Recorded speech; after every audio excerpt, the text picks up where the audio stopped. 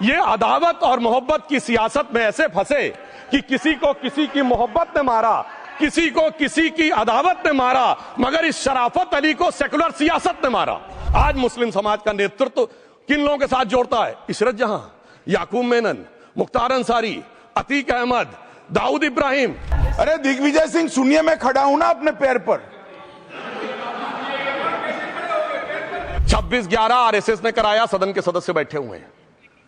हाफिज साहब, मुस्लिम समाज के बारे में मैं कहना चाहता हूं, आज जब आजादी मिली तो मुस्लिम समाज के प्रतीक कौन थे?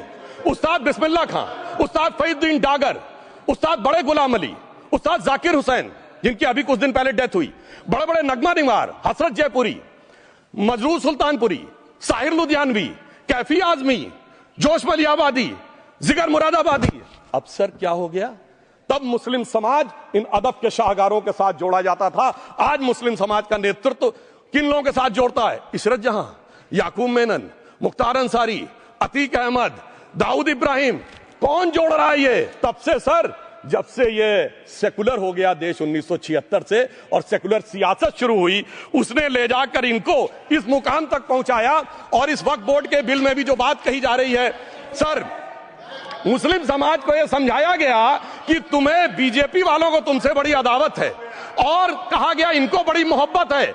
जब यह देश आजाद हुआ, मैं उत्तर प्रदेश का रहने वाला हूं, उत्तर प्रदेश में 1931 की सेंसस में 8% रेट ऑफ डेथ थी और सैयद मुसलमानों में 24% थी। यूपी की ब्यूरोक्रेसी में 20% थे। आज कहां चले गए सब? मैं एक लाइन में कहना चाहूंगा, ये अदावत और मोहब्बत की सियासत में ऐसे फंसे कि किसी को किसी की मोहब्बत ने मारा, किसी को किसी की अदावत ने मारा, मगर इस शराफत अली को सेकुलर सियासत ने मारा। और मैं सभापति महोदय एक और बात कहना चाहता हूं कि चलिए बोलिए। Fauzia Khan, please one second, mic is there. Yes, ये बोल रहे हैं मुस्लिम समाज आज का इशरत जहां और फलाना टेररिस्ट के साथ नाम जोड़ रहे हैं। ये बिल्कुल आरोप है सर, इसको एक्सपंज करना चाहिए। ये समाज के साथ अन्याय है। ये बात आपको एक्सपंज करना होगा सर, ये बात को। एक honourable member, if you would carefully go through what Sudhanshu has said, I am sure you will appreciate his spirit. Just think for a moment. He has not cast any aspersions. Sudhanshu, go ahead. Time में जवाब दूंगा और उसके बाद ये हमारा सदन माने ना माने, जो देख रहे होंगे उनके लिए कहना चाहता हूं, sir, doctor APJ Abdul Kalam. One second. काहे परेशान? Vaiko ji, honourable member, Vaiko ji, oh my God, Vaiko ji,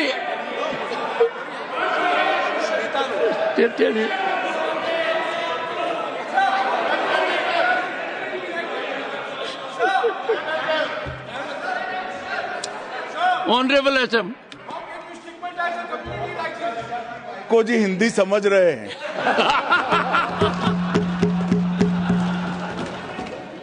One second. Fauziya Khan, one second. First, I think. One second. Sir क्या?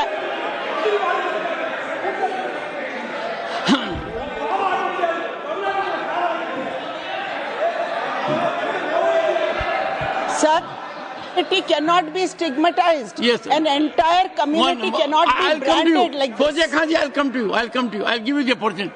Honorable Finance Minister. But one line is said. One line. No, one nimisham irungappa, please. He might be very emotional, sir. But that one line he said is objectionable, and I will seek your indulgence to remove it. He said, Tamil Nadu la kaal vai paakren. You enter Tamil Nadu, I'll see you. No good. இல்ல, தப்பது. அப்படி சொல்லக்கூடாது. நீங்க அப்படி பேசுறது தப்பு. நீங்க அப்படி பேசுறது ரொம்பவே தப்பு. இந்த நாட்டுல யார் வேணாலும் எங்க வேணாலும் கால் வைப்போம். யாருக்கும் அதிகாரம் இல்ல. உணர்வு உயிர் மேல. Honorable Finance Minister. So sir, This is atrocious. You set foot in Tamil I have Nadu, noted take it. care. What is that language? We have a home minister after a long time who has brought about changes unthinkable. What he said, you can be fully assured. Yes, Honorable Home Minister. Yes, Jairam ji. Minister, Please. if the Yes, Honorable Finance Minister Honorable Member. has found a statement objectionable, Jairam ji, address the chair. the statement of the Honorable Member stigmatizing a whole community is objectionable. Oh. And what is worse, is the chairman lending respectability to that view. Oh my. That is even worse. Honorable That is even Home worse. Minister. मान्यवर, सुधांशु जी ने मुसलमानों के लिए कुछ नहीं किया है, India alliance के लिए किया है। अब मैं एक एक कर कर बता देता हूं। अरे सुनो ना भाई, आप सुनो तो। अरे दिग्विजय सिंह सुनिए, मैं खड़ा हूं ना अपने पैर पर। मान्यवर, सुधांशु जी ने कहा इशरत जहान, यही एनसीपी पार्टी ने इशरत जहान के घर पर जाकर रुपयों का इनाम भी दिया था और उसको शहीद बताया था। दूसरा कहा अतीक अहमद किस पार्टी से थे? इंडिया अलायंस की। दूसरा कहा अंसारी किस पार्टी से? कांग्रेस और इंडिया अलायंस के। ये सारे नाम आपके साथ जुड़े हैं भाई। उल्टा उन्होंने तो मुसलमान कम्युनिटी से तो ढेर सारे शायरों का नाम दिया जिन्होंने साहित्य की सेवा की और ढेर सारे साहित्य की रचना की। मन Sudhanshu, please. He is not yielding now. Sudhanshu. सबसे पहले मैं तमिलनाडु का जवाब देना चाहता हूं। Yes. सभापति महोदय, तमिलनाडु से ही डॉक्टर एपीजे अबुल कलाम थे और मैं सारे सदन से कहना चाहूंगा, डॉक्टर कलाम का नमाज जनाजा और याकूब मेनन का नमाज जनाजा एक ही दिन हुआ। कितने लोग याकूब मेनन के नमाज जनाजा में गए और कितने डॉक्टर कलाम के नमाज जनाजा में गए? डॉक्टर कलाम मेमोरियल पे कितने लोगों की फोटो है? दिखाएं मुझे, सोशल मीडिया पे पोस्ट की हो। मगर अफजल हालात का मारा था, आपके एक मंत्री का ऑफिशियल ट्वीट है, वो इस सदन के सदस्य नहीं तो मैं नहीं बोल रहा हूं। याकूब मेनन की जुडिशियल किलिंग हुई, आपके एक नेता का, मिनिस्टर का ऑफिशियल ट्वीट है, सदन के सदस्य नहीं है इसलिए नहीं बोल रहा हूं। और सर 26/11 आरएसएस ने कराया, सदन के सदस्य बैठे हुए हैं। हाफिज साहब और सुनिए, जाकिर नाइक शांति का मसीहा सदन में सदस्य बैठे हुए हैं। सर किसने जोड़ा? मैं नहीं कह रहा हूं जोड़ा, हमने किससे जोड़ा मैं बताना चाहता हूं। मैं अपनी बात, सर मैंने नाम किसी का नहीं लिया। सर आपने उड़ता तीर क्यों पकड़ लिया? सर मैंने नाम नहीं लिया, उड़ता तीर क्यों पकड़ लिया? सर मैं पूरी बात करूं। सर मैं कहना चाहता हूं, हमारी सोच मुस्लिमों के बारे में और इनकी सोच में क्या अंतर है। देखिए, जिन लोगों ने मुस्लिम हिस्ट्री नहीं पढ़ी उन्हें मैं बताना चाहता हूं। एक दो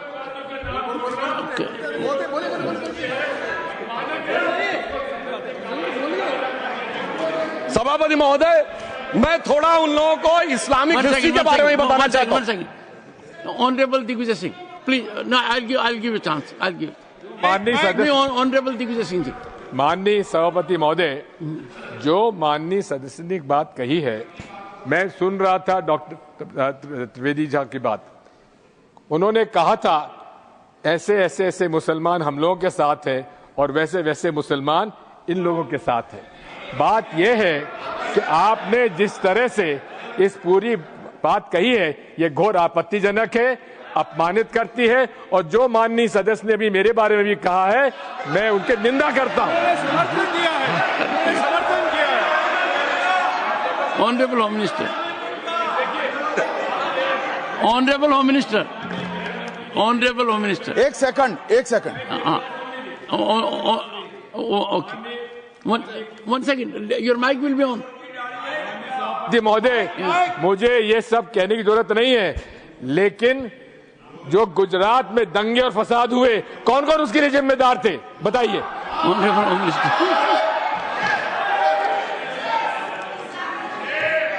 मान्यवर, मैं ध्यान से बारीकी से पूरे संवाद को सुन रहा हूं।